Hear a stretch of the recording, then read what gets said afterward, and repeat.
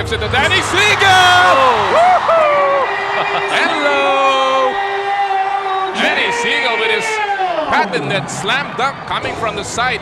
Alam naman natin yung paulit-ulit na nakikita natin yan dito sa BTV. Oo, vintage Danny Siegel talaga yung dakdak na yon at nangyari doon, binigyan siya ng assist ni Turk Mott. So hindi lang may-score si Turk Mott, is also giving up the assist.